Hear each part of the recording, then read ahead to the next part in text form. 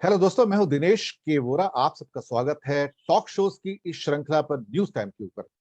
दोस्तों, आज बात करेंगे अफगानिस्तान के अंदर ताजा हालात के ऊपर।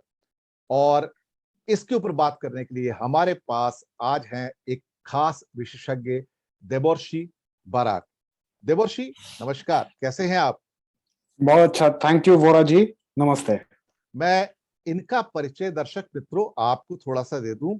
ये दरअसल फ्लेचर स्कूल के प्रोडक्ट हैं, PhD candidate, Tuft university America, master in law and diplomacy and international law, assistant professor हैं जिंदल ग्लोबल यूनिवर्सिटी के अंदर और कॉर्पोरेट लॉ। ये एक बहुत अच्छा बेहतरीन कॉम्बिनेशन है। और मैं एक बात दावे से कह सकता हूं कि देबोर्शी को अंतरराष्ट्रीय मामलों की, विदेशी मामलों की गहरी समझ है, क्योंकि इतनी सूक्ष्म पकड़ जो आती है वो अनुभव के साथ में आती है। और चूंकि इनका सब्जेक्ट भी है, ये पढ़ाते भी हैं, तो दर्शक मित्रों हमें उनसे ये जानने का मौका मिलेगा आखिरकार घट क्या रहा है, हो क्या रहा है, भारत के लिए उसके इम्प्लीकेशन क्या है और भारत के अलावा पूरी दुनिया के लिए इम्प्लीकेशन क्या है। देबोर्शी, स्वागत है आपका। नमस्ते जी। जो घट रहा है वो चिंता वाला विषय है। कभी कभी समझ नहीं आता कि दशा और दिशा क्या होगी। चिंता पैदा करने वाली परिस्थितियां पैदा हो गई हैं हमारे पड़ोस में। मैं तो पड़ोसी कहूंगा उसको भी, कोई बहुत ज्यादा दूर नहीं है, क्योंकि पाकिस्तान तो उसको अपनी स्ट्रेटेजिक डेप्थ समझता है। खैर, शुरुआत आपसे इस सवाल से करते हैं कि क्या हो रहा है। तेजी से बदलती परिस्थितियां हैं, ये हम जा कहाँ रहे हैं, क्या देखने को मिल रहा है, और निकट भविष्य में कैसा परिदृश्य, कैसा सीन इमर्ज होने जा रहा है। जी। शुक्रिया वोरा जी। ये तालिबान टेक ओवर करेंगे टेरिटोरियल लिमिट्स ऑफ अफगानिस्तान को, ये तो शायद सबको ही पता था, even the western powers, the NATO alliance. मगर इतना जल्दी होगा ऑफ द कंट्रोल, वो at least going by public perception लग रहा है कि बहुत ज्यादा जल्दी हो गया। Which is why Russia is playing the blame game with the US, saying कि तुम 20 साल से ट्रेन किए इन लोग को। The Afghan army for example, armed forces, police forces 3 दिन भी रोक नहीं पाए तालिबान को। काबुल भी ले लिए, प्रेसिडेंशियल पैलेस में घुस भी गए। इतना जल्दी कैसे हो पा रहा है? तुम दोहा में टॉक्स कर रहे हो, मगर टॉक्स होने के बावजूद भी ये हो रहा है अभी साइमल्टेनियसली। कैसे हो रहा है? US just to face save करने के लिए बोल रहा है कि नहीं नहीं नहीं, हमें तो जो करना था तो वो हो गया। उनका सोल्जर्स को कोई विल नहीं है फाइट करने के लिए। इतना करप्शन है कि जो जो आर्म्स हम लोग डाले हैं वो बिक गए तालिबान को, तो हम क्या कर पाए? तो हमको तो इवैक्यूएट करना है अपना डिप्लोमेट्स को। सम अफगान एम्प्लॉइज जो हमारे मदद किए 20 साल से, उनको हम इवैक्यूएट कर देंगे। तो now the discussion has gone into the humanitarian aspect also. तो ईयू भी बोल रहा है कि अच्छा ठीक है, अभी अफगान वेव्स ऑफ रेफ्यूजी होंगे जो सीरिया में हुए थे कुछ साल पहले, तो वो अफगान रेफ्यूजीज भी बहुत ज्यादा होंगे। सो जर्मनी सेइंग हाँ हाँ ठीक है, हम अब्सॉर्ब कर लेंगे। ये सब है, of course these things are very important Vora ji, आपको तो पता ही है ये सब। मगर जी। क्या हो रहा है कि ये तो होने वाला था जो 2000 सोचिए 2001 में हुआ था, before the NATO started bombing Afghanistan after 9/11। वही परिस्थिति वापस हो गया कि तालिबान हैज टेकन ओवर। इसके बाद क्या होगा, जो मतलब हम लोग क्या देखेंगे कि तालिबान का कोई नया अवतार है, या will it be the same version जो पहले हम देख चुके हैं? ये देखना होगा। गोइंग बाय द एश्योरेंसेस, वो कुछ कमिटमेंट कर रहा है जो पहले कभी किए नहीं, कि नहीं नहीं नहीं हम लोग मल्टी स्टेक होल्डर कुछ गवर्नमेंट करेंगे। सीएनएन का कवरेज सुने तो ये सब बकवास लगता है। ये फेस सेविंग या प्रोपेगेंडा है। जो यूएस का सीक्रेट सर्विस एजेंट्स है, रिटायर्ड, वो लोग दे आर सेइंग कि ये लोग तो मास्टर्स ऑफ डिकॉय है, डिसेप्शन है। तो एक ट्रस्ट डेफिसिट भी है। मगर इसके बावजूद भी यूएस छोड़ के चले गए, ये पता नहीं। अभी अभी आपके आपके सवाल के जवाब देते देते ये थोड़ा पता चलेगा शायद। बहुत अच्छी बात है, आपने बड़े अच्छे ढंग से बताया इसको। ये चले तो गए, अब तो पिक्चर बहुत फास्ट अनफोल्डिंग हो गया, और कहीं ना कहीं तालिबान का राज तो स्थापित हो गया। अब तो उनकी मिनिस्ट्रीज भी शायद आज डिक्लेयर होने जा रही हैं, कुछ 20 से ज्यादा मेंबर्स उन्होंने डिक्लेयर भी किए हैं। ये दुनिया भर में पैनिक है, अफगानिस्तान में पैनिक नहीं है, दुनिया भर में पैनिक है कि क्या अफगानिस्तान फिर से एक जिहादियों की एक ऐसी नर्सरी बनने जा रहा है जिसकी अलग अलग शाखाएं, अलग अलग ब्रांचेस दुनिया के अलग अलग देशों में जाके एक कोहराम मचाएंगी। ये उनका डर कितना सही है? हाँ, ये तो बहुत महत्वपूर्ण सवाल पूछे वोरा जी। ये तो सबसे बड़ा सवाल है अभी। तो just to come back to मैं जो पहले बोल रहा था कि आई थिंक बाइडेन जब वाइस प्रेसिडेंट थे ओबामा एडमिनिस्ट्रेशन के अंदर, अनलाइक ओबामा जो सर्ज वर्ज कर रहे थे 2010-2012 टाइप्स साल में, बाइडेन वाज वेरी क्लियर। इसीलिए उनका जो स्टांस है अभी, एंड वो तो कंटिन्यू कर रहे, ट्रम्प का जो पॉलिसी था, ट्रम्प के समय ही ये दोहा टॉक्स शुरू हुआ था जी ट्रम्प ऑलरेडी कुछ कंसेशन दे दिए थे जी और वो भी क्रिस्टलाइज होते गया। 2020 में भी हुआ, 2021 में ये जो देख रहे हैं हमें हमारे सामने हो रहा है अभी। जी मगर बाइडेन का ये स्टांस था कि हमें चाहिए था, आप जो एग्जैक्टली आप जो बोले कि ये अलकायदा, लश्कर ए तैयबा, जैश मोहम्मद का नर्सरी ना बने। वही तो हो रहा था कि 9/11 के बाद जो जूनियर बुश थे प्रेसिडेंट, तो वो बोले कि अच्छा ठीक है, यहाँ पे प्लानिंग हो ट्विन टावर का कोलैप्स के लिए, तो हमें ओसामा दे दो। तो तालिबान तो नहीं किए थे, अलकायदा किए थे। तो तालिबान बोला कि नहीं, अलकायदा को मैं नहीं दूंगा आपको। इट्स ऑलमोस्ट लाइक एक्सट्राडिशन, हाँ, जो लॉ में जी हम लोग देखते हैं। बोले कि नहीं देंगे। तो तब ओके, एज एज इफ कि यूएस बोला कि ठीक है, अब हमारे पास तो कोई ऑप्शन नहीं है, तुमको बॉम्ब करेंगे। तो अब तालिबान छुप गए पहाड़ में जाके, पाकिस्तान में जाके, जो भी स्लीपर सेल्स हो गया, जो भी।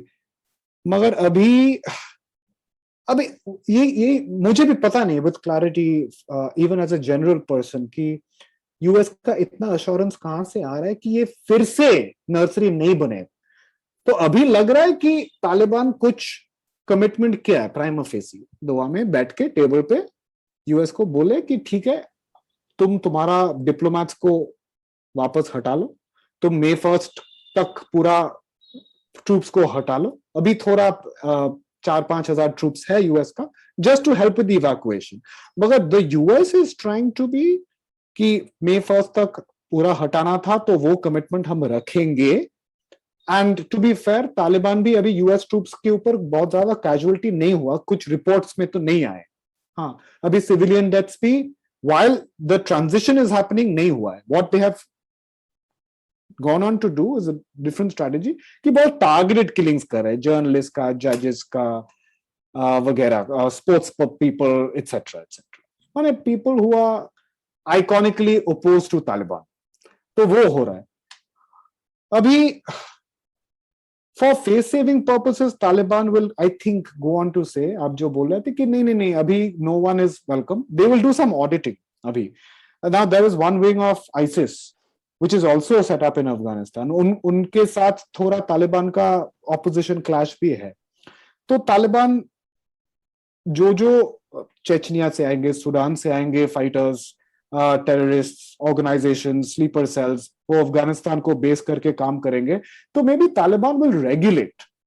मगर Taliban I think will also know कि 9/11 के बाद, just because they accommodated Al-Qaeda, कि 20 साल तो उनको तो थोड़ा इंसर्जेंट ग्रुप के हिसाब से ही रहना पड़ा अफगानिस्तान में। उनको तो अल्टीमेटली पावर ही चाहिए ना, total power, total control of Afghanistan. तो बहुत स्ट्रेटेजिक बन जाएगा, मेरे को लगता है कि तालिबान देखेंगे कि ठीक है, एक लेवल से ज्यादा हम लोग डैमेज नहीं करेंगे या करने देंगे जिसको भी अकोमोडेट करेंगे।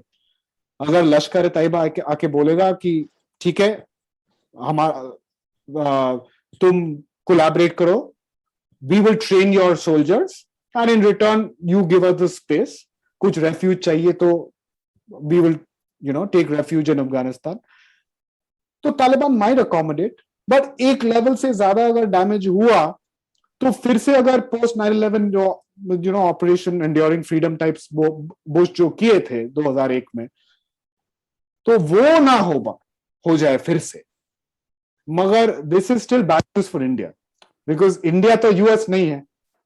तो एनीवे, दोहा मीट तो देवर्षि मुझे कुछ ऐसा लगता है कि इट्स अ फार्स, क्योंकि उसको कुछ पिंक पेपर्स के एडिटोरियल ने भी फार्स वर्ड यूज किया है, फार्स ऑफ दोहा मीट।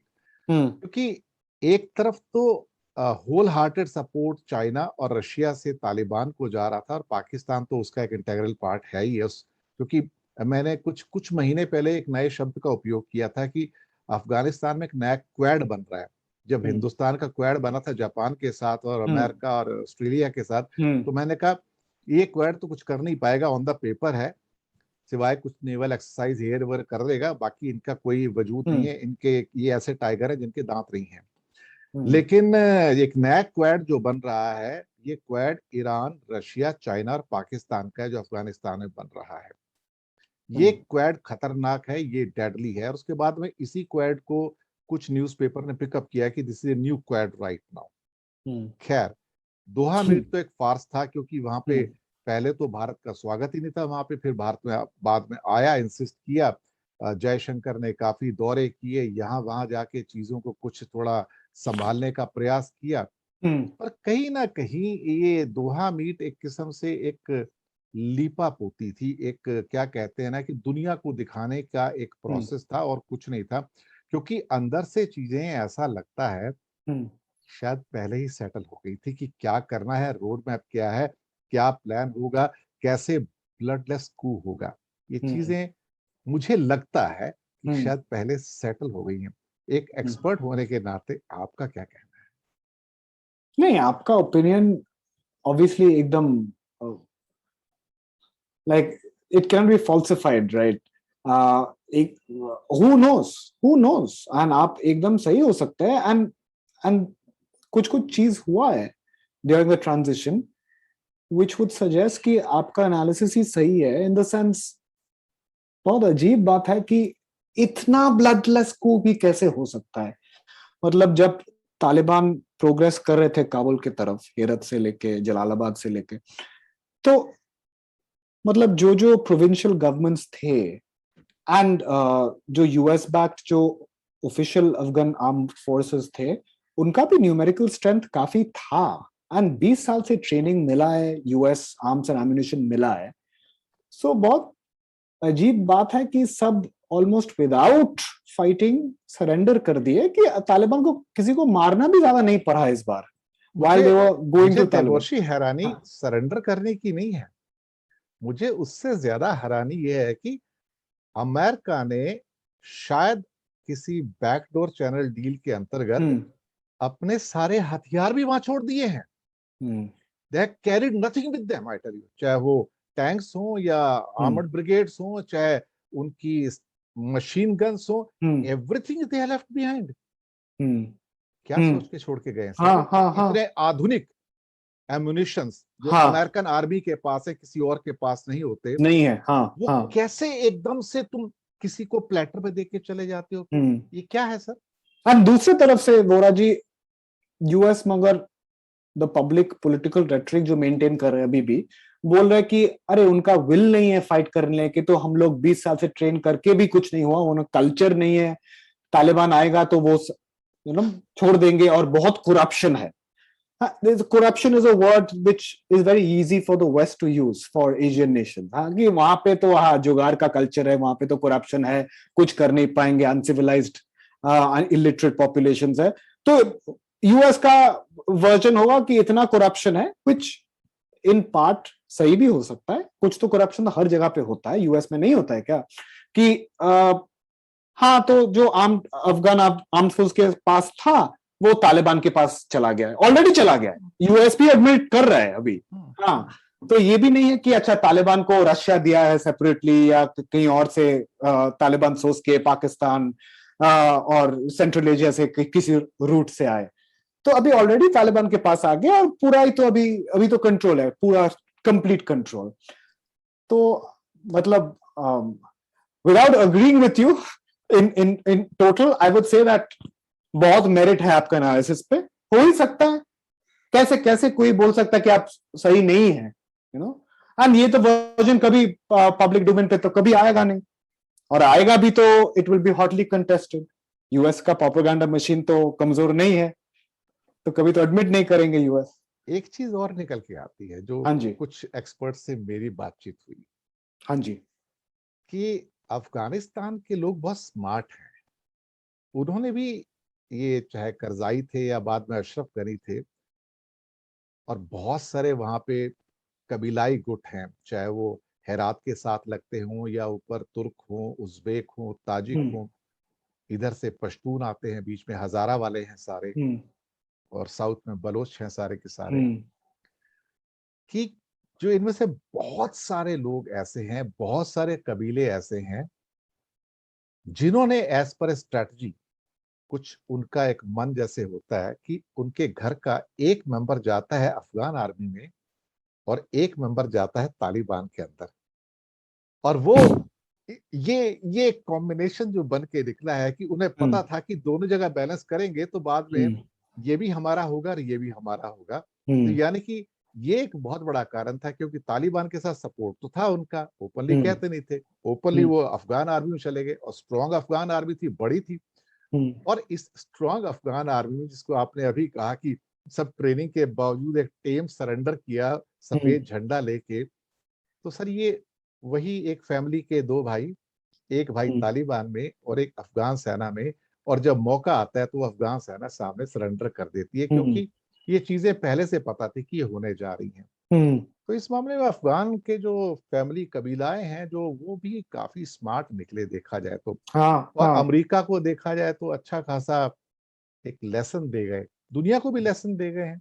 हम्म, इन हालात में हम कर क्या सकते हैं? हम एक मेन क्वेश्चन बाद में आते हैं, इस क्वेश्चन के बाद जो अभी मैंने आपकी किया कि एक भाई वहां एक भाई वहां, तो ये मनमोहन देसाई की फिल्मी स्टोरी हो जाती है ये। राम और श्याम हम्म, कह लो, हम्म, या एक चोर सिपाही वाली बात कर लो। हम्म, तो ये कैसे भी कहा जाए तो अमेरिका को इन्होंने एक सबक तो सिखाया है। हम्म। आप क्या कहेंगे इसके ऊपर?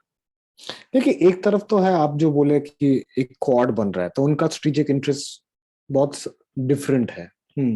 ईरान के साथ बहुत बड़ा बॉर्डर है, देन नॉर्थ में उज्बेकिस्तान, ताजिकिस्तान जहाँ पे घानी अपेरेंटली चला गया ऑलरेडी, तुर्कमेनिस्तान एंड बियॉन्ड जो भी है, पाकिस्तान तो ईस्ट और साउथ में है। तो इंडिया की तरफ से, हाँ, इमीडिएटली इंडिया की तरफ से क्या होने वाला है, व्हाट कैन इंडिया डू। यही सवाल है। हाँ, तो बहुत बड़ा वरी है इंडिया के लिए अभी। I think and I think आप भी अग्री करेंगे कि this is not a welcome development at all, माने दैट्स पुटिंग इट माइल्डली, कि ये कोई एग्जैजरेशन नहीं है, बहुत बड़ा वरी है। आ, पहले भी हो चुका है कि वो जो प्रॉक्सी वॉर, आपको ये इसके बारे में बहुत ज्यादा पता होगा, जो प्रॉक्सी वॉर हो रहा था अफगानिस्तान का, वॉरियर्स को फाइटर्स से कश्मीर में लेके आना वगैरह वगैरह, ये तो चलेगा, फिर से शुरू होने वाला है। इट्स ऑलमोस्ट अनडाउटेड कि ये होने वाला है। So the Indian foreign policy machine क्या कर सकता है प्रीएम्प्टिवली, अगर हमें पता है कि ये होने वाला है, ये थ्रेट है, पोटेंशियल है ये होने वाला, तो हम लोग क्या कर सकते हैं if we are an early mover.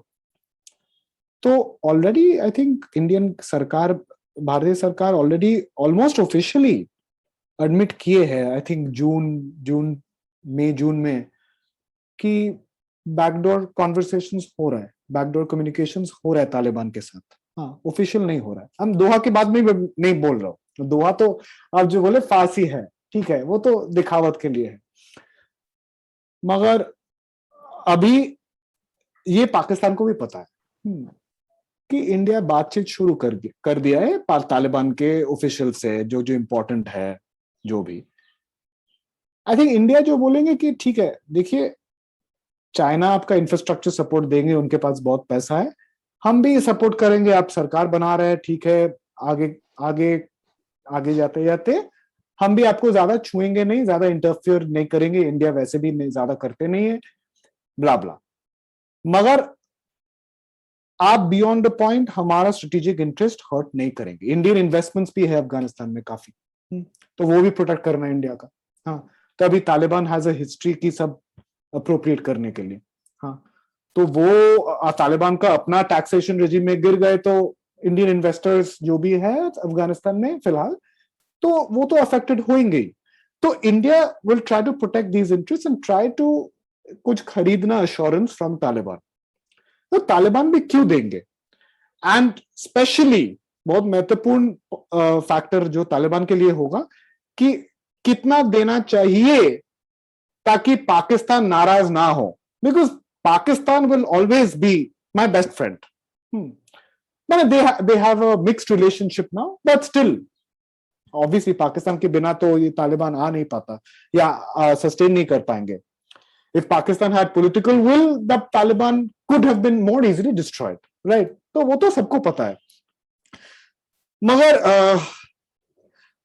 अगर इंडिया बातचीत कर रहे है और तालिबान प्राइम फेसी भी ठीक है रिस्पॉन्ड कर रहे हैं, इंडिया के साथ बातचीत कर रहे हैं दिखावत के लिए, या कुछ भी कुछ कंसेशंस कैरेट स्टिक्स हो रहा है, ठीक है। आज सुबह का डेवलपमेंट है।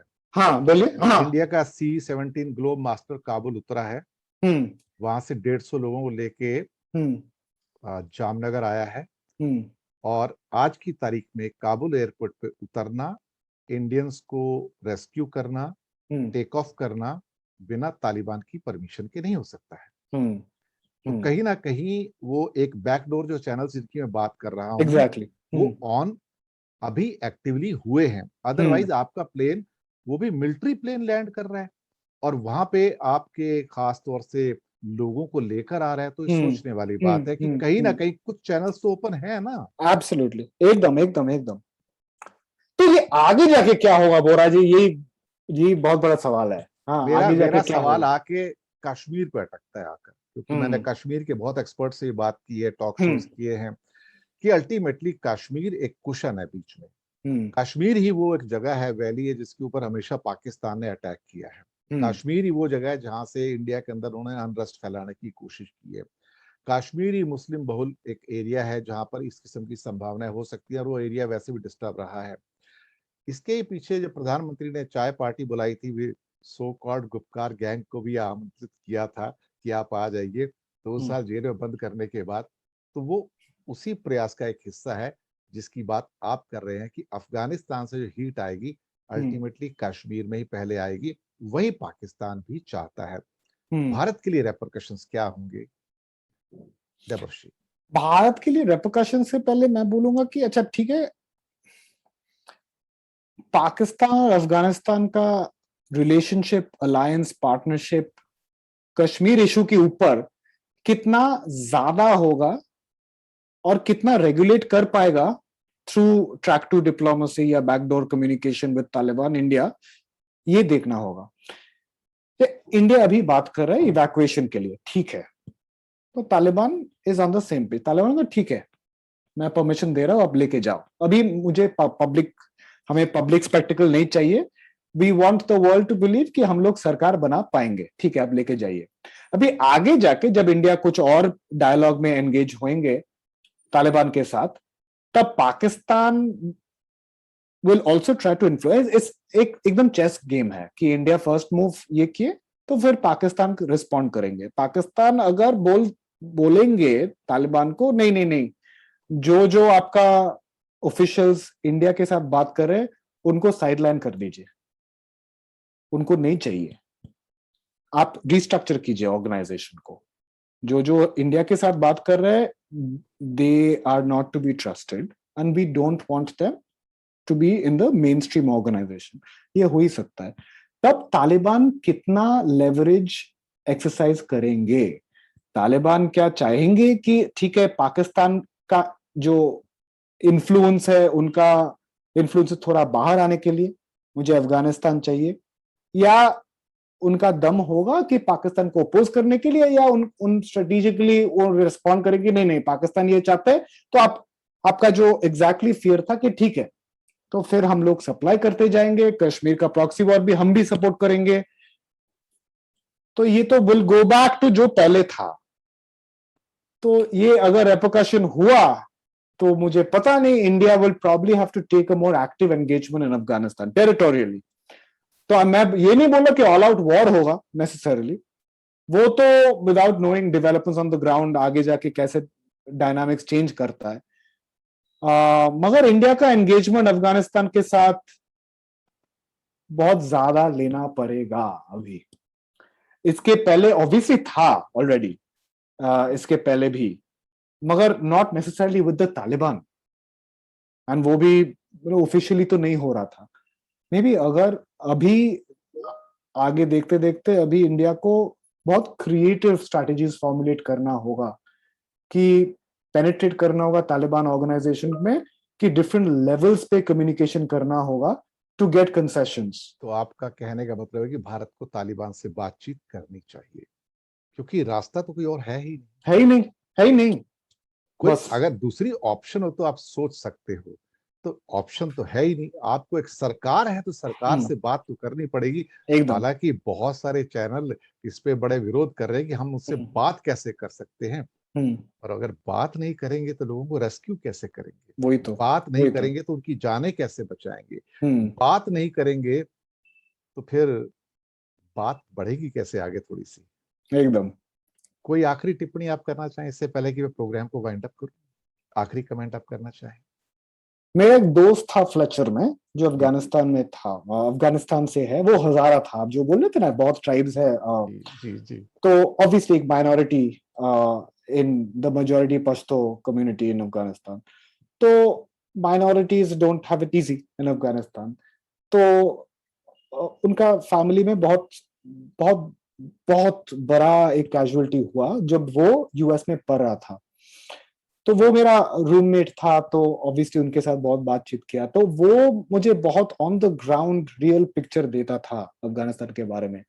और वो ये भी बोला था कि जब तालिबान पहली पहली बार आए, तब इतना वॉरलॉर्ड्स का झमेला चल रहा था कि वो एकदम असिमुलेट करने के लिए Taliban was welcome, because at least immediate aftermath था कि law and order was became better.